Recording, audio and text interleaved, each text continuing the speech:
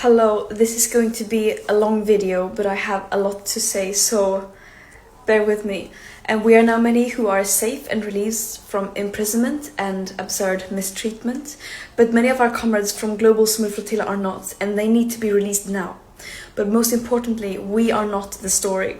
Thousands of Palestinians are currently being held in Israeli dungeons without a trial, hundreds of which are children. Millions are living trapped under an illegal siege in an apartheid state and occupation, who are being systematically starved and bombed to pieces. Basic societal infrastructure is being targeted and destroyed, and Palestinians are being systematically deprived of their very basic rights and means to survive, such as producing their own food, controlling their own territorial waters, and children being able to go to school.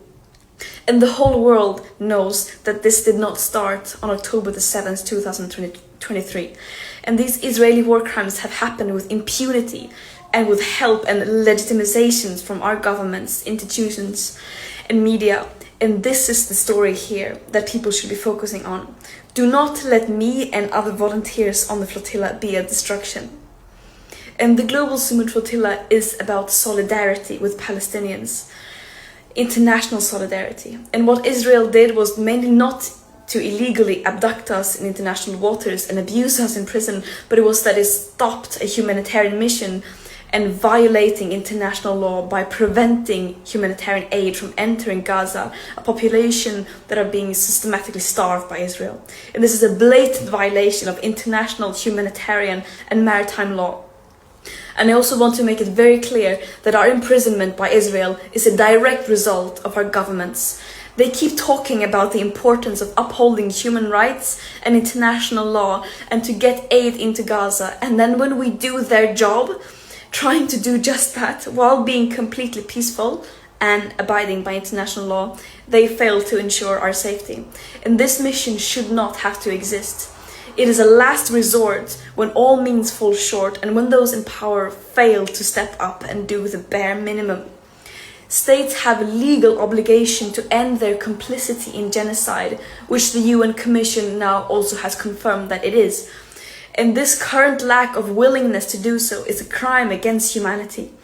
Israel does not have immunity from international law, even though it might seem like it from their genocidal propaganda. No human being is worth more than any other, and that also applies to Israelis. It's absurd that this even has to be said. And just to have it said once again, of course we are not running errands for Hamas, nor are we terrorists. Israel think they can get away with only recycling their old arguments and smear campaigns to justify their atrocities without addressing the evidence of them committing a genocide.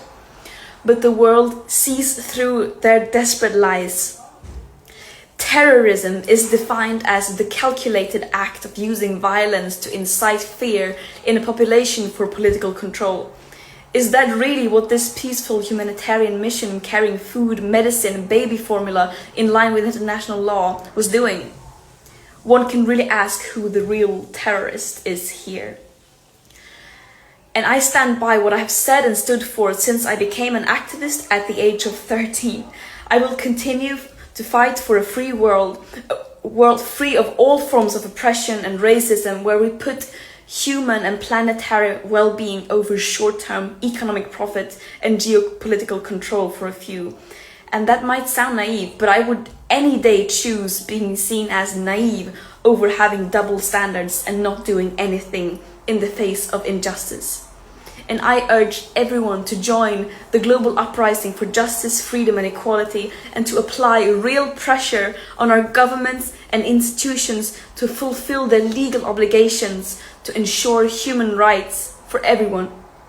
We have truth, morale, international law, justice, love, history, and solidarity of the world, as well as basic fucking common sense on our side. The war criminals have hate, lies, and weapons. Justice will prevail. Free Palestine.